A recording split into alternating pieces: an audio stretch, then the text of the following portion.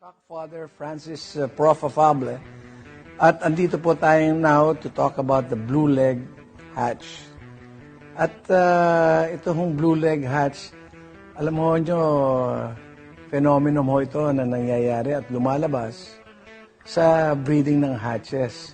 Bakit may blue legs? I'll give you an example. I was talking to this good breeder na si Travis Clark. And then sinabi niya, well, I got my hatch from Willard Hibbs in 1957. So he got 2 trios of these chickens. As you know, ito pong trio po na nakuha ni Travis, galing kay Willard Hibbs, ay galing during the time na sikat po si Billy Rubol.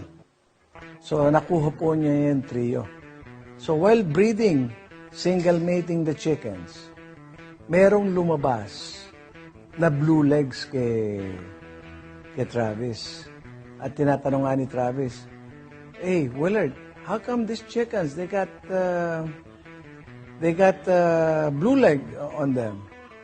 At sinabi po niya, why don't you ask Billy? During the time, bata pa si Billy, sikat. At kaibigan din ni Travis. Well, sabi niya, I sent one of the hens to Willard, the one that carried butcher blood, black butcher. Kaya lumalabas po na blue legs.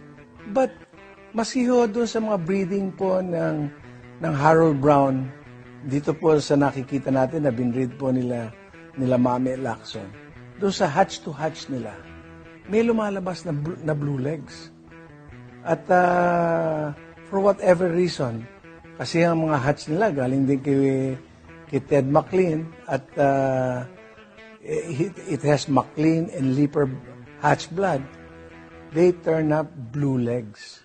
Kaya dito po sa mga breeding po ng mga manok, as in any game hatch family, talagang may lalabas na blue legs. Whether it be McLean, Leaper, yung mga breeding na yan, lalabas talaga blue legs.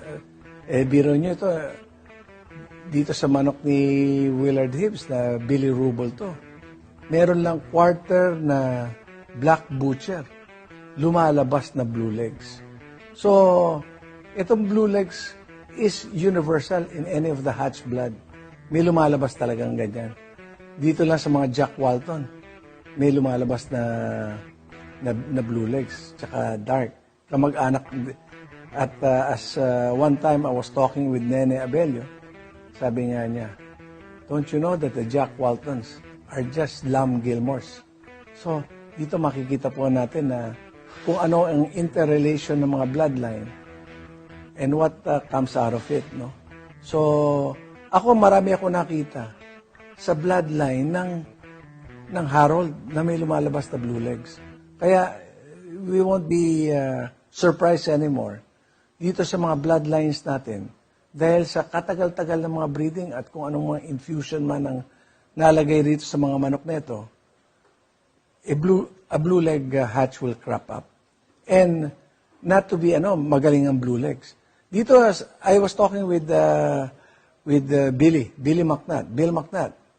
Sabi niya sa akin, hey Francis, while breeding my hatches, if anything that turns out blue legs, they're very good. Keep it.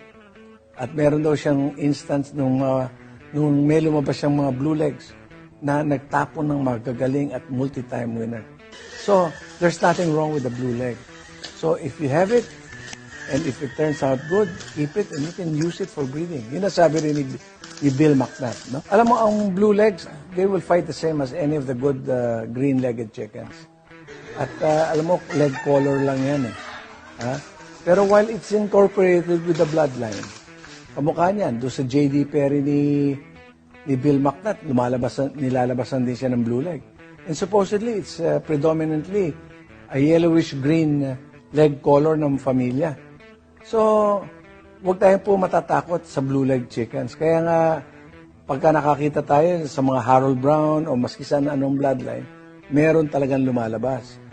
So, nung araw, several years ago, nagkaroon ako ng imported na leaper. Galing po rito sa Tennessee. If you go down the history lane, si Judge Leaper,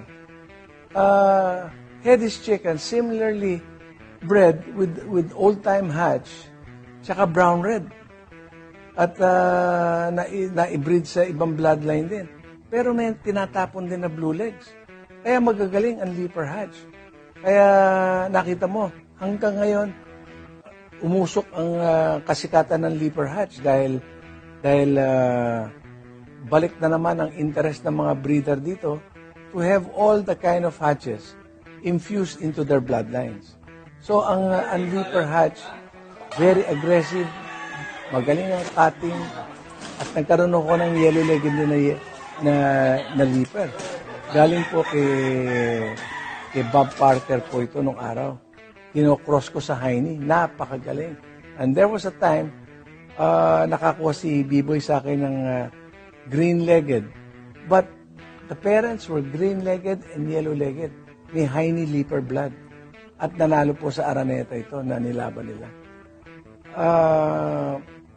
Basta, ang bloodline po natin, it's still game, it's still cutting, whether it's a light-colored or blue leg, it doesn't make a difference. Basta sa tiwala po natin sa bloodline, pagka binibreed natin, yan ang kailangan natin.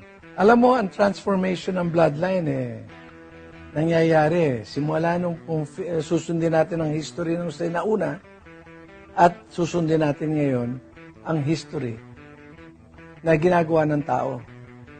Tingnan natin. Biro mo, meron silang ngayon tinatawag na white hatch. Ang nag-origin po nito, tiga Bacolod na si Art Lopez. At itong white hatch nito, lumabas puti, green-legged, and puti, blue legs. Ang speculation ko lang dito, I think baka nilagyan ni Art Lopez ng Doc Robinson na nakabreed dun sa puti niya. Kaya naglabas po ng blue legs to or green legs. Kaya si Art lang ang makakapagsabi sa atin kung ano ito. Biro nyo, na-breed yung puti sa Doc Robinson at naglabas po ng blue legs. At meron pa rin isang nagbi-breed dito sa atin sa Negros na si Ramil Tan. At meron siyang mga pamilya ng hatch na blue-legged. So, nakita po nyo, andito na yung mga bloodlines natin at we will see them fight in the future. And kung gaano kagaling sila, as good as anybody else's. Next week po, hintayin po natin yung controversial po na mga yellow-legged hatches. At dito po natin malalaman kung paano, kung sino meron dito sa atin sa Pilipinas. Kasi naging uso ngayon yan. At everybody wants to get hold of the yellow-legged hatch. Sana meron akong konting na bahagi sa inyo na konting knowledge po dito sa mga bloodline natin, sa mga blue-leg hatch. At next week po, abangan po natin yung mga yellow-legged hatch. Ito po si Francis Prof. Afable, your cock father. At see you next week.